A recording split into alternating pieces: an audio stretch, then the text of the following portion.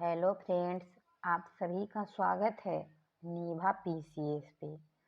जैसे आप लोग जानते हैं कि हम लोग एनटीपीसी के लिए पीवाईक्यू सीरीज स्टार्ट किए हैं। इस सीरीज में आज हम लोग सेट नंबर 20 करेंगे। इससे पहले 19 सेटों का एनालिसिस हम लोग कर चुके हैं। अगर आप नहीं देखे हैं तो चैनल पर प्लेलिस्ट बना हुआ है, एक बार ज़रूर देखिएगा। दोस्तों, जैसे आप लोग जानते हैं कि हम जीके जीएस और करंट से अपडेट करके सारे पेपर का एनालिसिस करते हैं। तो चलिए देखते हैं पहला क्वेश्चन। पहला क्वेश्चन है कि देशों के इनमें से किस युग्म में दो पक्षीय प्रणाली है, यानी द्विदलीय शासन व्यवस्था है। क्वेश्चन यही पूछा जा रहा है कि दो पक्षीय प्रणाली है। तो यह संयुक्त राज्य अमेरिका और यूनाइटेड किंगडम, यूएसए और यूनाइटेड किंगडम में दो दलीय शासन व्यवस्था है।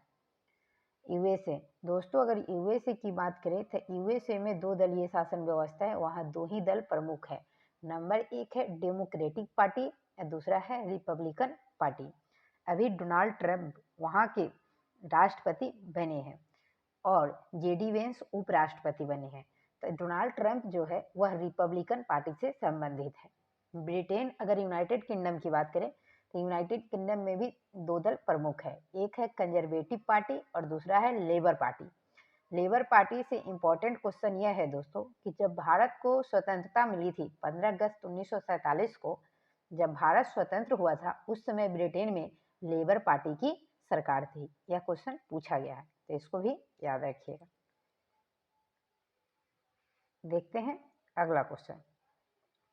केंद्र सरकार की आयुष्मान भारत योजना किससे संबंधित है? यह आयुष्मान भारत योजना जो है वह स्वास्थ्य से संबंधित है।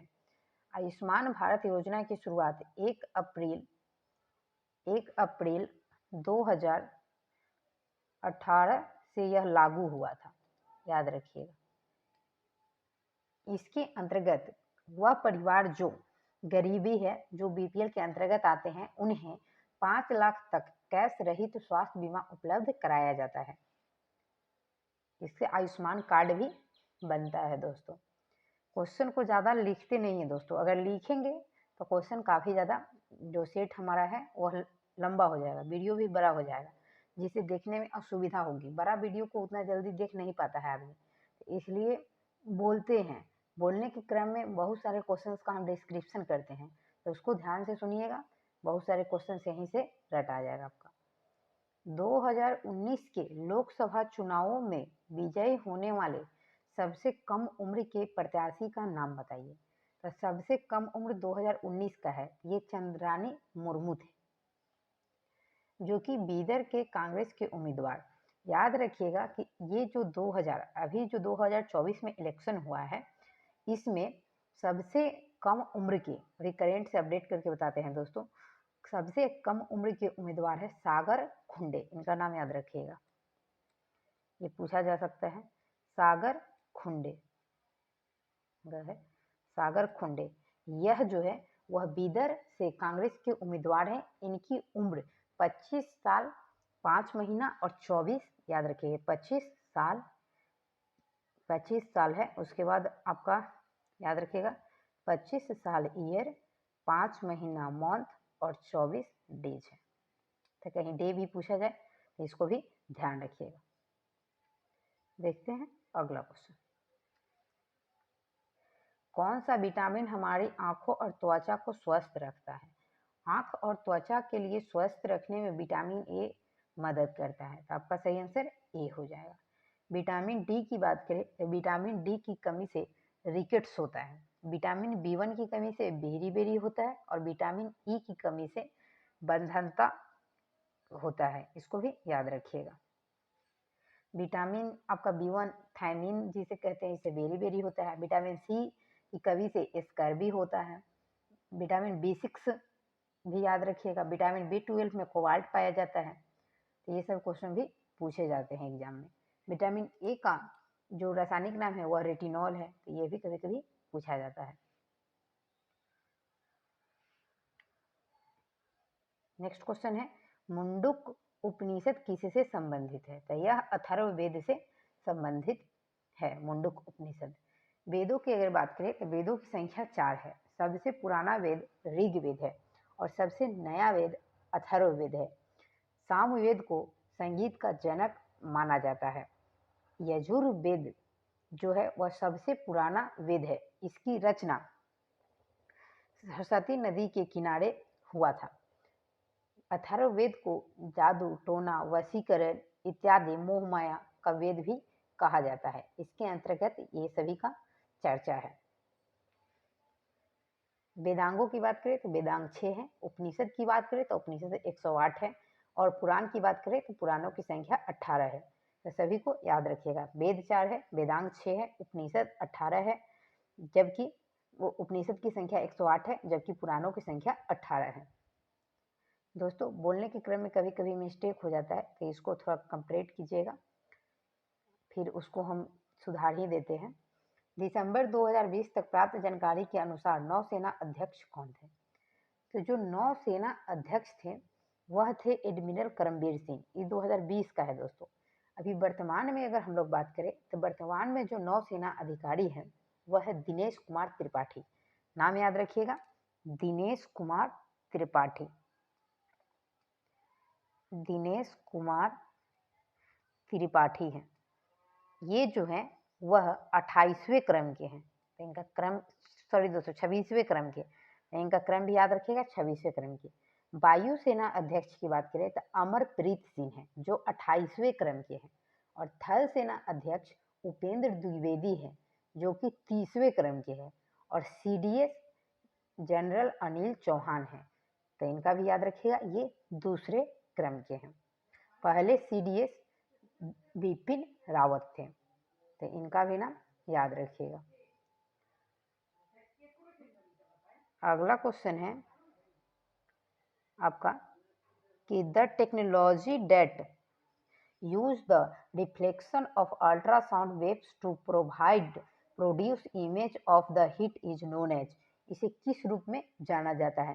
तो इसे इलेक्ट्रोकार्डियोग्राफी के नाम से जानते हैं। इलेक्ट्रोकार्डियोग्राफी जो है वह हृदय से संबंधित है। हृदय की जांच करने के लिए इलेक्ट्रोकार्डियोग्राफी का हम लोग यूज करते हैं। अल्ट्रासोनोग्राफी है। अल्ट्रासोनोग्राफी के अंतर्गत हम लोग भ्रूण जांच, जैसे गर्भावस्था में जो बच्चे हैं वह लड़का है कि लड़की, इसकी जांच के लिए भी हम लोग अल्ट्रासोनोग्राफी का यूज करते हैं। एक होता है EEG, इलेक्ट्रोएंसेफलोग्राफ। तो ये मस्तिष्क की जांच होती है। इसमें बहुत सारे बच्चे कंफ्यूज रहते हैं कि ECG और EEG। तो ECG का फुल फॉर्म होता है इलेक्ट्रोकार्डियोग्राफ, जो हृदय से संबंधित है, जबकि EEG इलेक्ट्रोएंसेफलोग्राफ जो कि मस्तिष्क ब्रेन की जांच से संबंधित है। तो इसको भी याद रखिएगा। अगला क्वेश्चन है कि प्रीग्रामेबल रीड ओनली मेमोरी का संक्षिप्त रूप क्या है? तो इसको PROM कहते हैं। प्रीग्रामेबल रीड ओनली मेमोरी का जो शॉर्ट फॉर्म है उसे हम लोग PROM कहते हैं। रोम का फुल फॉर्म होता है रीड ओनली मेमोरी। रैम का फुल फॉर्म होता है रीड एक्सेस मेमोरी। तो इसको भी याद रखिएगा। कभी कभी कंप्यूटर से संबंधित कुछ फुल फॉर्म पूछे जाते हैं, जैसे HTTP हाइपर टेक्स्ट, याद रखिएगा, HTTP hyper text transfer protocol. दूसरा कभी कभी पूछ लिया जाता है आपका URL यूनिफॉर्म रिसर्च लोकेटर। तो ये सभी का फुल फॉर्म पूछा जाता है, तो इसको ध्यान से याद रखिएगा। Raw material and money in hand for production are classified under. इसको वर्किंग कैपिटल के नाम से, कार्यशील पूंजी के नाम से जानते हैं। जो हमारा हैंड है, मनी है, मनी जो हमारे हाथ में पैसा है, उसको हम लोग किस रूप में जानते हैं? तो वो कार्यशील पूंजी है, क्योंकि वह स्थिर नहीं रहता है। पैसा आज इसमें इन्वेस्ट करते हैं, कल दूसरे में इन्वेस्ट करते हैं, इधर से उधर बहुत सारे काम में पैसा का इन्वेस्टमेंट होते रहता है, इसलिए यह स्थिर पूंजी नहीं है, यह कार्यशील पूंजी है। स्थिर पूंजी फिक्स कैपिटल की बात करें तो कोई वस्तुएं, जैसे मान लीजिए हम ट्रैक्टर खरीद लिए, कोई JCB खरीद लिए, कोई कार खरीद लिए, तो ये सब हमारा पूंजी इन्वेस्ट कर दिए, यह एक स्थिर पूंजी है, तो इसको हम लोग फिक्स्ड कैपिटल के नाम से जानते हैं। फिजिकल कैपिटल भौतिक पूंजी, भौतिक पूंजी किसे कहते हैं? जैसे हम खेती कर रहे हैं तो खेती के लिए खाद बिया ये सब खरीदते हैं, तो ये सब भौतिक पूंजी के अंतर्गत आता है।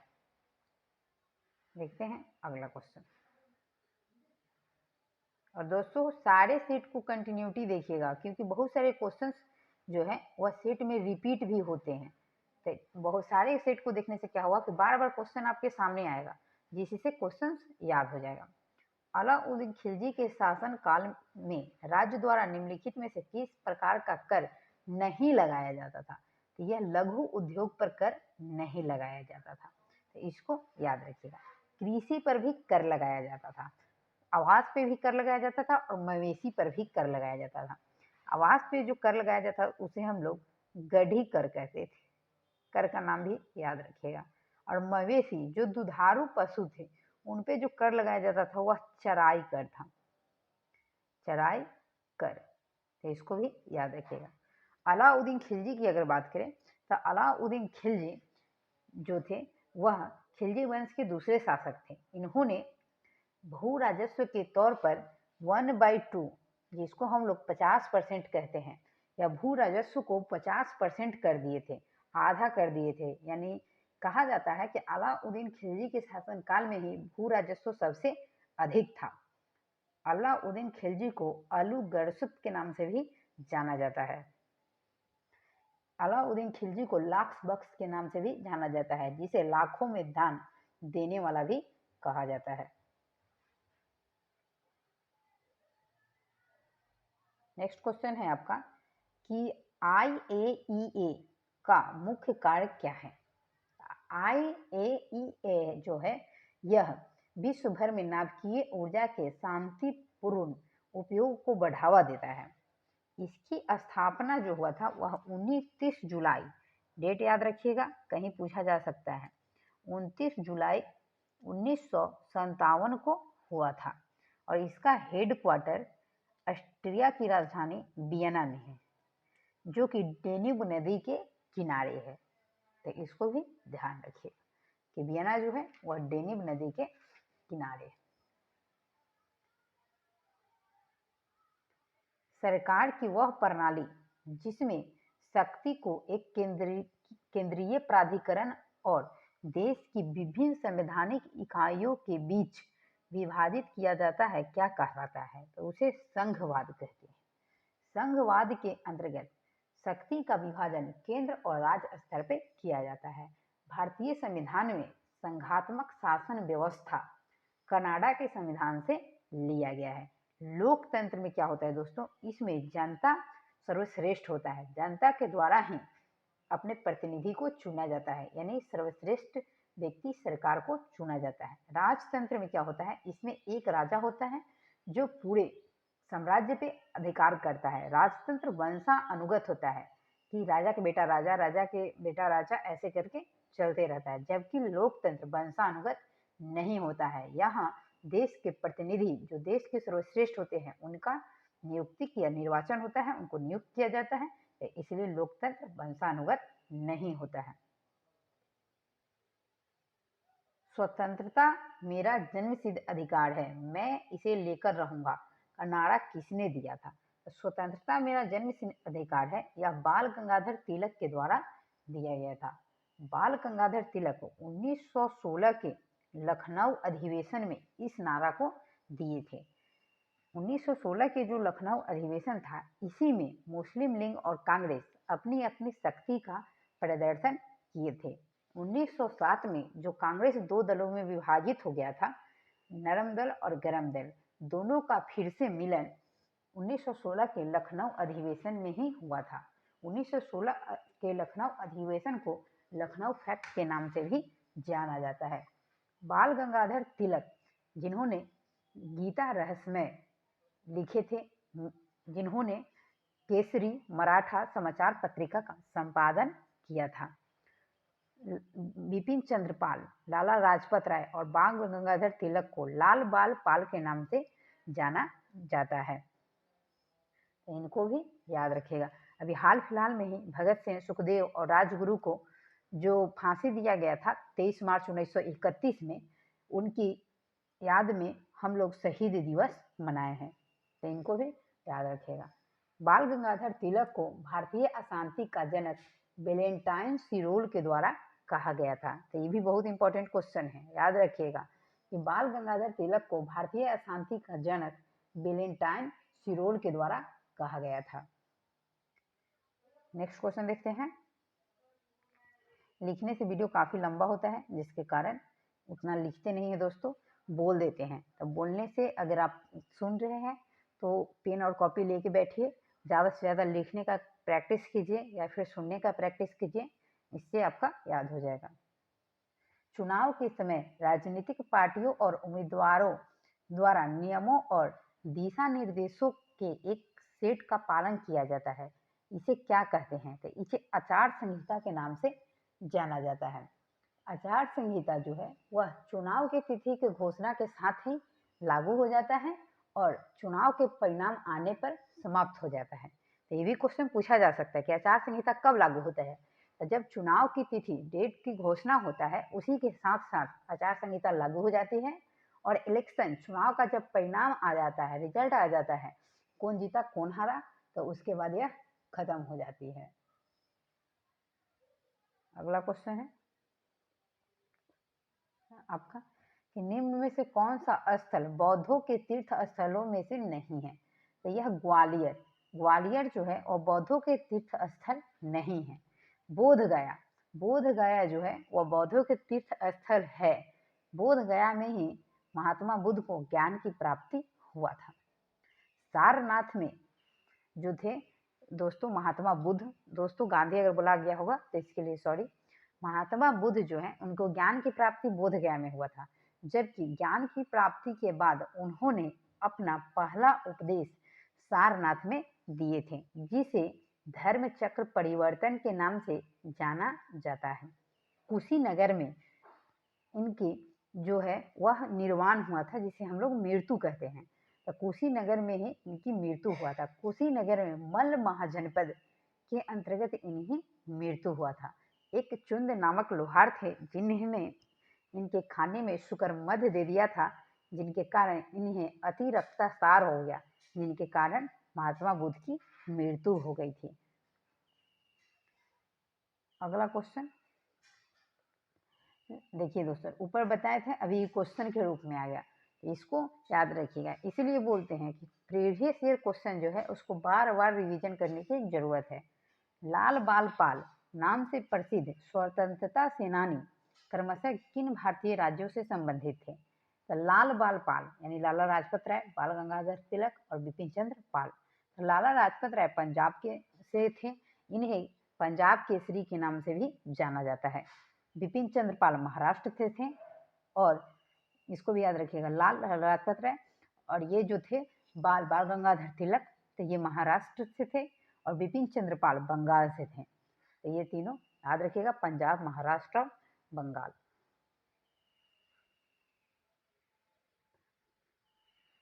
साधारणतः पदार्थों से स्वयं भोजन बनाने वाले जीवों को डैश कहा जाता है। तो जो अपना भोजन स्वयं बनाता है उसे स्वपोषी कहा जाता है। पोषण के आधार पर जीवों को मुख्यतः 3 भागों में बांटा गया है, एक स्वपोषी, एक परपोषी और एक मृतपोषी। तो स्वपोषी जो होता है दोस्तों वह अपना भोजन स्वयं बनाता है। परपोषी जो होता है वह दूसरे के द्वारा बनाए गए भोजन पर निर्भर होता है, जैसे मनुष्य परपोषी के अंतर्गत आते हैं। हरे पेड़ पौधे अपना भोजन स्वयं बनाते हैं, वह स्वपोषी के अंतर्गत आते हैं। मृतपोषी क्या होता है? तो वैसे जीव जो अपना भोजन मृत पदार्थों से प्राप्त करता है, जैसे कवक, फंजाई, ईस्ट, ये सब आपका मृतपोषी जीव है। अगला क्वेश्चन देखते हैं, निम्न में कौन सा सुपर कंप्यूटर नहीं है?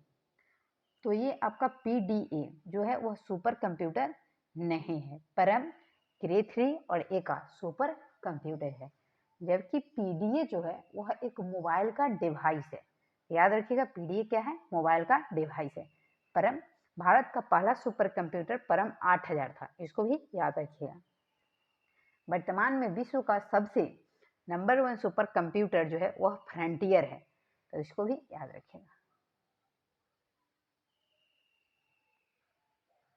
निम्नलिखित में से कौन सा जीवाणु जनित रोग है? तो डिप्थीरिया जो है वह जीवाणु जनित रोग है, जबकि खासरा वायरस के कारण होता है, चेचक छोटी माता बेरिसोला वायरस के कारण होता है, कंठमाला जिसे हम लोग घेघा रोग कहते हैं वह आयोडीन की कमी से होता है। देखिए जीवाणु जनित कुछ रोग है जो फेमस है उसको याद रखिएगा। तो पंडित का इसका ट्रिक है, पंडित का टिक न्यू है सगी बेटी रिया, यानी कि सगी बेटी रिया से बैक्टीरिया हो गया, पंडित का टिक न्यू है सगी बेटी रिया। तो पंडित का टिक टिटेनस कालाजर टिटेनस कालाजर न्यू है हैजा, इसको भी याद रखिएगा। टाइफाइड ये सब आपका जीवाणु से होने वाला रोग है। डिप्थीरिया, काली खांसी, टिटेनस ये सभी बैक्टीरिया से होने वाले रोग हैं। संस्कृत भाषा किस भाषा परिवार से संबंधित है? तो यह भारत यूरोपीय भाषा परिवार से संबंधित है। संस्कृत को देववाणी के नाम से भी जाना जाता है, इसे देववाणी भाषा भी कहा जाता है। संस्कृत विश्व का सबसे पुराना भाषा माना जाता है। अन्य सभी भाषाओं का जो उद्गम है, जो जन्म जिसे हम लोग कह सकते हैं, वह संस्कृत भाषा से ही हुआ है, तो इसको भी याद रखिए। Which of the following is not a major drawback of nuclear power generation? Nuclear power generation का एक मेजर ड्रॉबैक कौन नहीं है इसमें से? तो इलेक्ट्रिसिटी जनरेशन जो है वह न्यूक्लियर पावर जनरेशन का एक मेजर ड्रॉबैक नहीं है, तो इसको भी याद रखिएगा, जिसे हम लोग विद्युतीय ऊर्जा कहते हैं। सुप्रसिद्ध काव्य मेघदूत इनमें से किसकी कृति है? तो मेघदूत कालिदास की कृति है, इसको भी याद रखिए। कालिदास की अन्य कृति की अगर हम लोग बात करें तो अन्य कृति जो है वह मेघदूतम, अभिज्ञानम शकुंतलम, कालिदास का मेघदूतम, अभिज्ञानम शकुंतलम, उसके बाद है अग्निमित्रा, उन्हीं का है, फेमस कृति है, तो ये सब भी याद रखिएगा।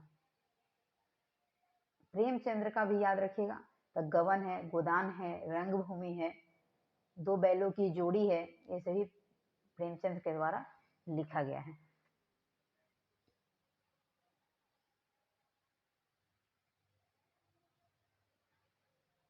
निम्नलिखित में से कौन सी एक रोजगार सृजन योजना नहीं है? तो प्रधानमंत्री जनधन योजना यह रोजगार सृजन योजना नहीं है, यह एक वित्तीय समावेशन योजना है। इसकी शुरुआत 28 अगस्त 2014 को हुआ था।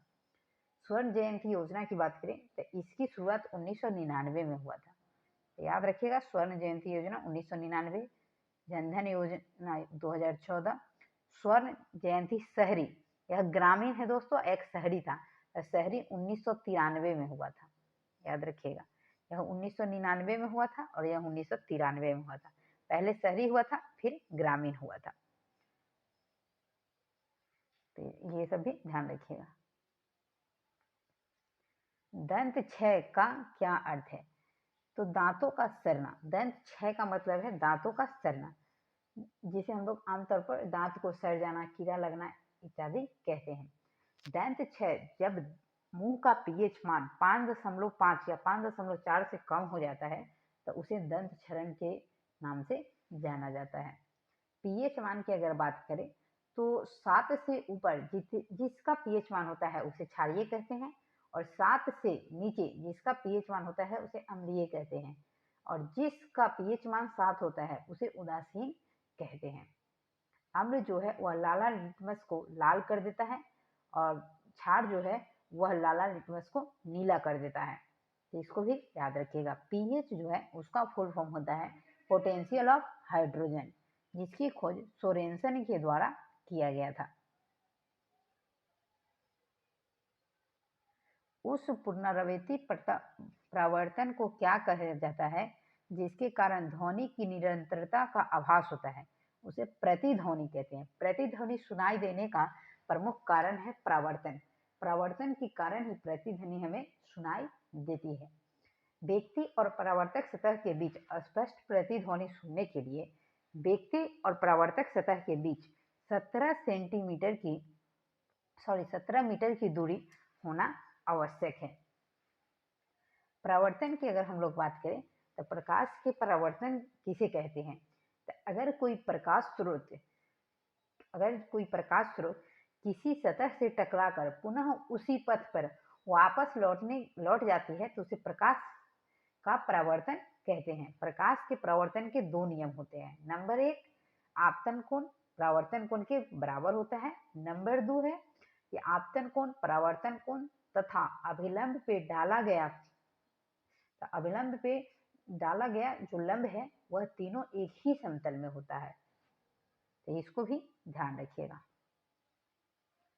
मैत्री और दक्षिण गंगोत्री नामक अनुसंधान केंद्र कहाँ स्थित है? तो यह अंटार्कटिक में स्थित है। दक्षिणी जो है मैत्री जो है इसकी शुरुआत 1989 में हुआ था, इसको याद रखिएगा। मैत्री की शुरुआत 1989 में हुआ था। दक्षिणी गंगोत्री की शुरुआत 1984 में हुआ था। तो सबसे पहले दक्षिणी गंगोत्री हुआ था, उसके बाद मैत्री हुआ, उसके बाद एक भारती भी हुआ है दोस्तों, तो उसका नाम याद रखिएगा, भारती। अंटार्कटिक में भारत के 3 अनुसंधान केंद्र हैं। भारती 2012 में स्थापित किया गया था। अगला क्वेश्चन देखें।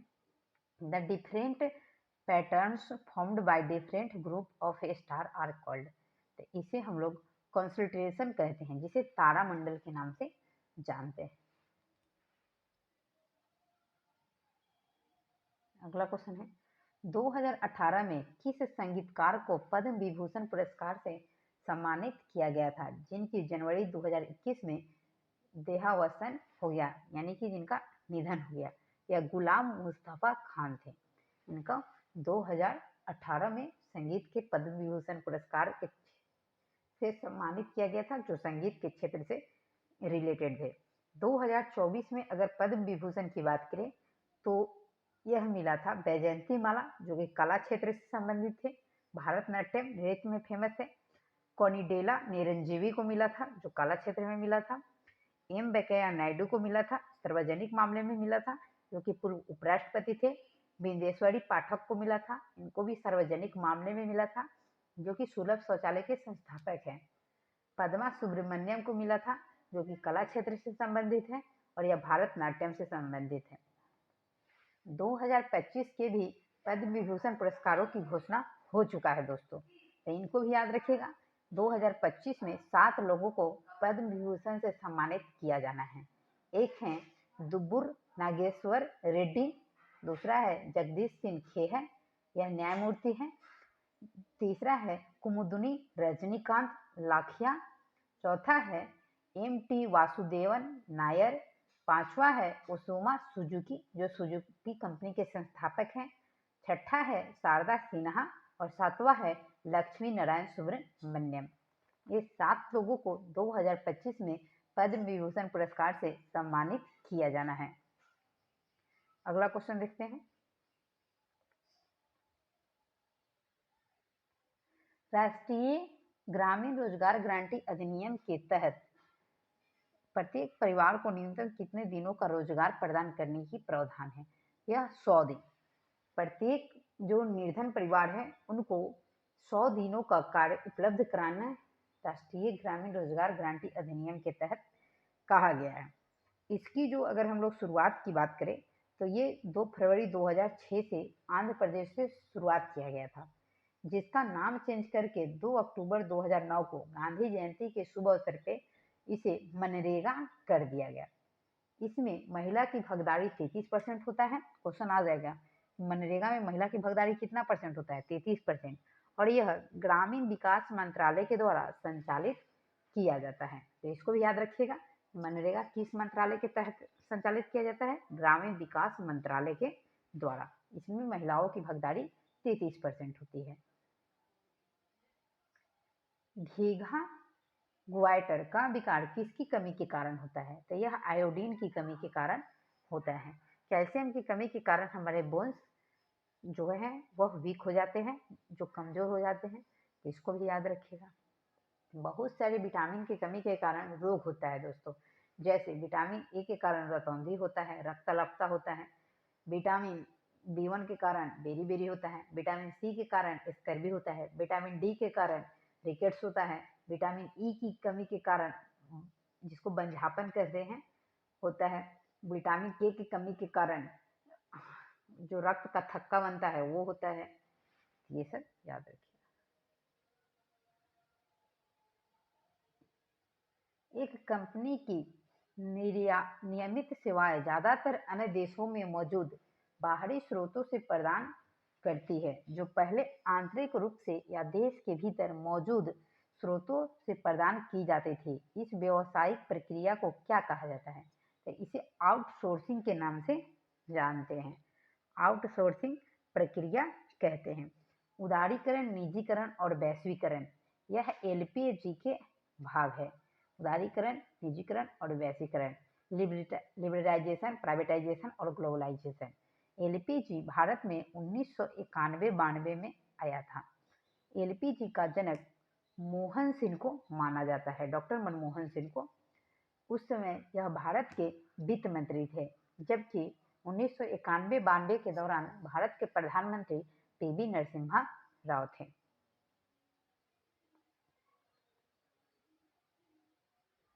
वन्यजीव संरक्षण अधिनियम 1972 में कितनी अनुसूचियां हैं? तो यह 6 अनुसूचियां है। अगर इसकी बात करें तो वन्यजीव संरक्षण अधिनियम 1972 में आया था। इसमें टोटल 6 अनुसूची दिया गया था। इसका संशोधन कभी कभी पूछ लेता है कि वन्यजीव संरक्षण अधिनियम 1972 में संशोधन कब किया गया था? तो यह 2003 में किया गया था। तो इसको भी ध्यान रखिएगा। अगला क्वेश्चन है आपका कि वैद्युत स्थैतिक अवक्षेपित्र का प्रयोग इनमें से किसके नियंत्रण के लिए किया जाता है? तो यह वायु प्रदूषण के नियंत्रण के लिए किया जाता है।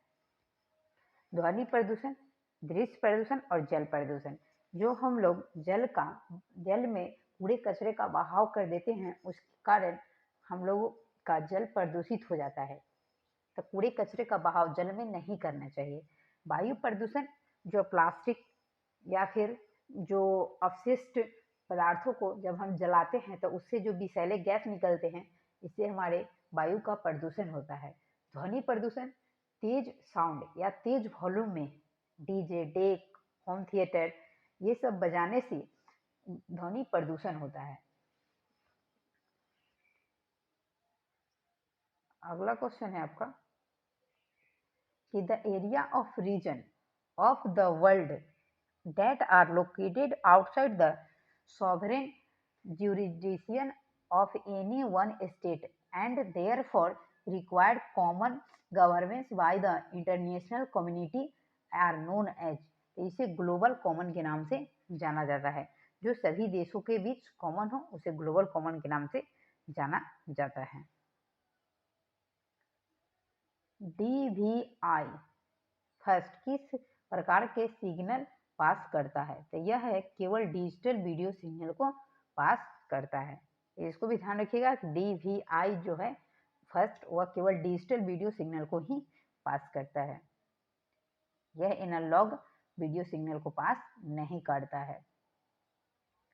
मृत पोषी पोषण क्या है?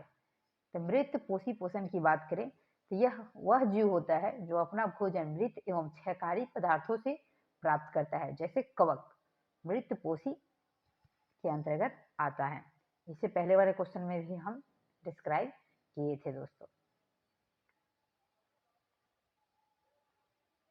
मई 2019 से भारत के रक्षा मंत्री के रूप में किसे नियुक्त किया गया था?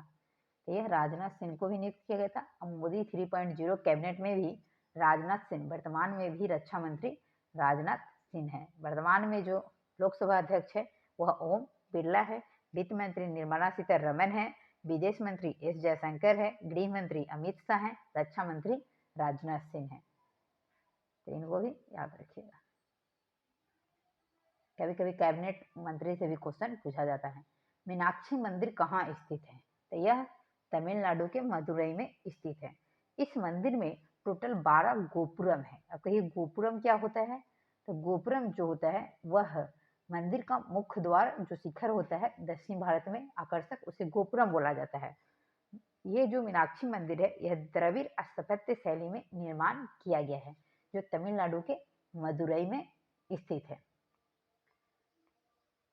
The money invested by foreign MNC is known as, इसे फॉरेन डायरेक्ट इन्वेस्टमेंट के नाम से जानते हैं। जिस मनी का इन्वेस्टमेंट हम लोग एमएनसी में करते हैं उसे क्या कहते हैं? तो इसे फॉरेन डायरेक्ट इन्वेस्टमेंट करते हैं। जो विदेश की कंपनियां या फिर भारत की कंपनी जो विदेशों में अपना डायरेक्ट निवेश करती है तो उसे फॉरेन डायरेक्ट इन्वेस्टमेंट कहते हैं। तो हमारा सेट दोस्तों यहीं पे समाप्त हुआ। आज का सेट का लास्ट क्वेश्चन वही था। अगर सेट अच्छा लगेगा तो लाइक, सब्सक्राइब और शेयर जरूर कीजिएगा और अपना सपोर्ट जरूर दीजिएगा, ताकि हमको मोटिवेशन मिलते रहे और मैं कंटिन्यू सेट अपलोड करती रहूं। तो मिलते हैं नेक्स्ट वीडियो में, तब तक के लिए धन्यवाद।